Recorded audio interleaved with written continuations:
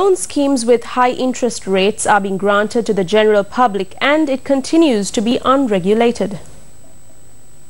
An 11-year-old child has been assaulted by a woman in the Kuduthane area in Jaffna because the parents had delayed the interest payment for 400,000 as a loan. The child who was injured had been admitted to the Point Pedro Hospital. The loan had been obtained in the year 2015 from a person named by M. Rajana Devi, and the parents have paid an interest of 320,000 rupees to her already.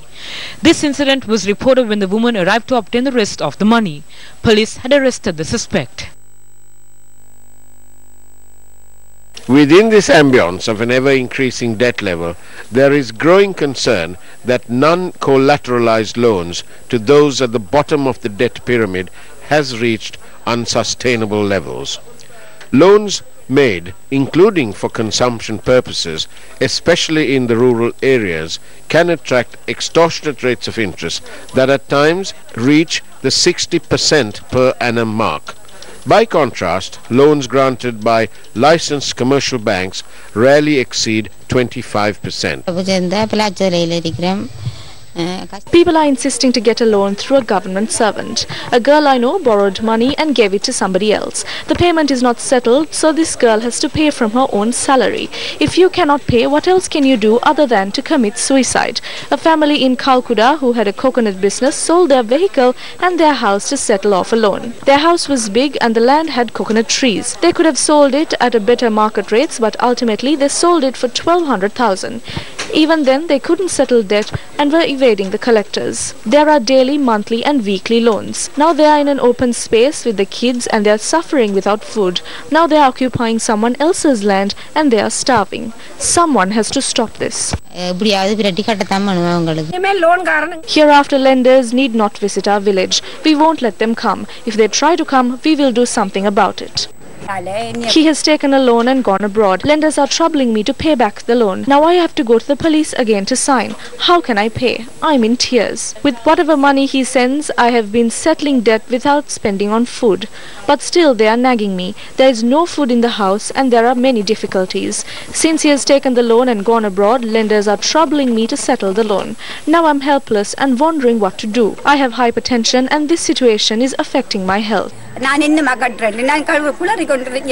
Senior banker Rajendran Thiagaraja, who is also the president of the Chamber of Commerce, speaking exclusively on Newsline this morning, called for greater regulation and the need for responsible lending.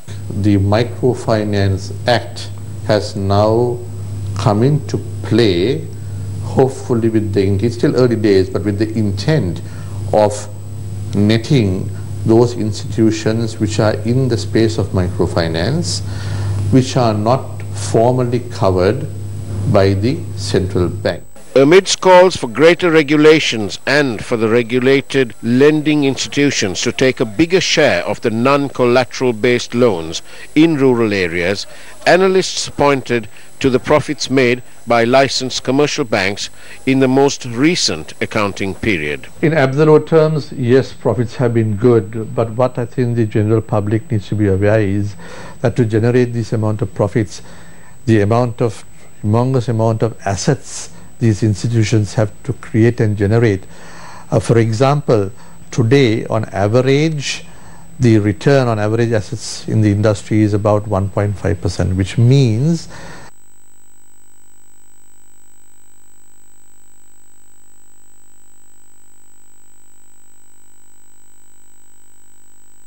assets, which is probably not comparable to any other industry, and that is something the public and anybody else should bear in mind when they pass. Those who engage in granting loans at high interest rates are most of the time laundering black money to white. Why are there no steps being taken to regulate these loan schemes that create social and economic problems in the country? It is important to notice that there are other unimportant ad hoc decisions being implemented rather than solving the problems of the people. Why are these loan schemes being regulated by non-governmental organizations rather than it being subject to the direct supervision of the central bank? The people who burdened the country through the central bank bond scam are now burdening the people using these loan schemes with exorbitant interest rates. Is it fair to suppress and continue to burden the people using loan schemes with high interest rates? When these attempts proved futile, a draft to regulate news media was created with Ranga Kalansurya and a person representing an NGO. Now Ranga Kalansurya has stepped aside and is working with another NGO to control the media. While going after media institutions that continue to reveal corruption, they also protect people like Sandaruwan Senadira, who in return protects them. The actions of politicos who continue to protect those who do their bidding while targeting media institutions in the country that reveal corruption and misappropriation can be seen as a move to blindfold the general public. The Prime Minister of the country manages the economy and is responsible for it. The Minister of Finance as well as the Governor of the Central Bank cannot distance them from this responsibility as well. What should priority be given to? Should priority be given to solving problems that the general public face, or should attention be drawn to continue to suppress the media? If one cannot do the task of properly serving the people, what remains is for them to leave and vacate their positions. If this does not happen, it is certain that the general public will do what they did to the protesting railway trade unions.